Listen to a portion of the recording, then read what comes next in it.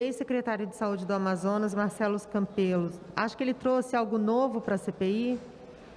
Olha, o depoimento do ex-secretário de Saúde do Estado do Amazonas chega à CPI e espanca uma das narrativas mais repetidas até agora, de que, no caso do Amazonas, o governo federal, o Ministério da Saúde, não agiu, quando agiu, agiu com muito atraso, e que o colapso no sistema de oxigênio era culpa exclusiva do governo federal. Acabou a narrativa. A fala do secretário mostra de maneira evidente o que de fato houve. No dia 7, ele faz contato com o ministro da Saúde e diz: olha, temos problema, precisamos de ajuda na logística para trazer oxigênio para o Amazonas. Eu perguntei, o pedido foi feito no dia 7 à noite. Que dia chegou a resposta com a providência, a chegada dos primeiros cilindros? Ele disse, no dia 8. Pediu no dia 7, no dia 8 já teve a resposta, a chegada da aeronave com os primeiros cilindros de oxigênio. Acabou a narrativa. O fato é, houve um pedido e houve uma resposta rápida e a chegada do oxigênio. Segundo passo, eu questionei a ele com relação à cronologia dos fatos. Porque ficaram aqui o tempo todo com a narrativa de que não, que dia 7 o Ministério foi comunicado sobre o colapso do oxigênio e que demorou-se tantos dias para uma resposta efetiva. Mentira. A verdade veio à tona e derrubou a narrativa. Falou-se num dia, no dia seguinte já tinha a resposta com a chegada dos primeiros cilindros. Em que momento que se deu a informação para o Ministério com relação ao problema do oxigênio? Tempos depois. Agora, é preciso olhar no retrovisor do tempo para ver onde realmente estava o problema relacionado não só ao oxigênio, mas à estrutura de saúde do Estado do Amazonas. Ele está muito antes. Relatórios apresentados em 2019, depois em 2020, apresentam um quadro crítico para a saúde do Amazonas. Hospitais abarrotados, pacientes sendo atendidos em macas, pacientes com falta de atendimento. Isso denunciado pelo Conselho Regional de Medicina, Sindicato Médico, tantas outras entidades. E aí, quando começa a pandemia, a rede hospitalar, tanto da atenção básica quanto de média e alta complexidade, está com problema. Falta estrutura no interior, falta estrutura na capital, a Prefeitura de Manaus não tem um hospital de referência, um pronto-socorro de referência, e aí vem a pandemia. E aí começam as sucessão, começa aí a sucessão de erros administrativos. Falta de planejamento, falta de cuidado com a vida das pessoas, falta de iniciativa do Poder Executivo. A White Martins notifica o governo do Estado diversas vezes, e no mês de julho, no dia 20 de julho, manda carta ao governo, dizendo, olha, temos problema com oxigênio, é preciso aditivar o contrato, é preciso contratar mais, vamos ter problema, está aumentando a demanda, não temos o suficiente.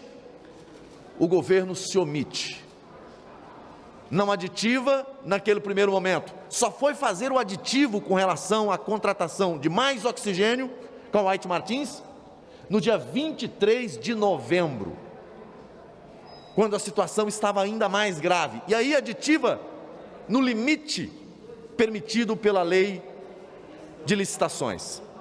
Ou seja, o Estado sabia do problema, tinha sido notificado do problema, aditiva no final do ano para contratar o limite que a lei permite, mas não abre um novo processo de licitação para a contratação em quantidade suficiente. Também não notifica o Ministério da Saúde com relação à elevação do nível de contaminação e de risco.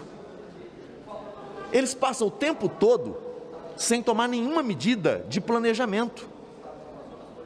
Quando chega o colapso, aí vão descobrir que há problema na rede hospitalar, da atenção básica à alta complexidade, que há problema no oxigênio. Então, a fala do ex-secretário Marcelo Campelos na CPI no dia de hoje coloca por terra toda a narrativa da oposição. A oposição mente na CPI quando tenta atribuir ao governo federal uma culpa que é do governo do estado do Amazonas, da prefeitura do município de Manaus. O que aconteceu em Manaus é algo grave. Pode representar um crime de responsabilidade, que me parece foi até apurado pela Assembleia Legislativa, e aí não vou entrar no mérito da decisão da Assembleia Legislativa, mas é um caso grave, de omissão, de falta de planejamento. O que levou ao colapso no Amazonas foi falta de governo do Estado, prefeitura, que não fez o dever de casa. E no dia de hoje, o depoimento do secretário Marcelo Campelos jogou por terra as narrativas falsas de acusação ao governo federal. Quem deu socorro ao estado do Amazonas, quem levou resposta efetiva ao estado do Amazonas foi justamente o governo federal. É o que ficou claro. Espero que a oposição vire essa página e procurem outra narrativa, porque essa não se sustenta mais.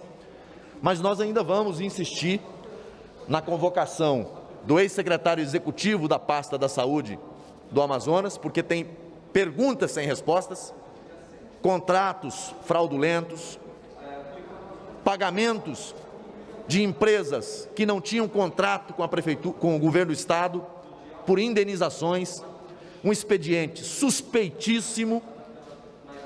Você não delimita em contrato qual é, o papel de cada um, quais são as responsabilidades, obrigações, não se tem.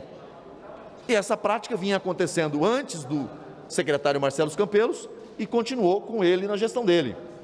E eu perguntei, por que não acabou com isso? Ele disse que são situações da administração, que ele estava num movimento para acabar com essa prática, mas que não conseguiu fazê-lo. Tem muitas perguntas sem respostas ainda, mas no campo da gestão do Estado. Agora, com relação ao governo federal, o que ficou claro no dia de hoje é que quem salvou o Estado, quando ele teve problema com oxigênio, foi justamente a logística do Ministério da Saúde e das Forças Aéreas, da Força Aérea Brasileira.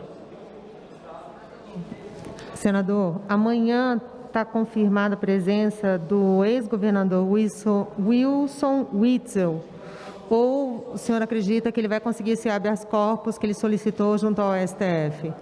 Eu espero que não consiga habeas corpus no STF, que venha a CPI, enfrente os fatos, enfrente os questionamentos e fale a verdade.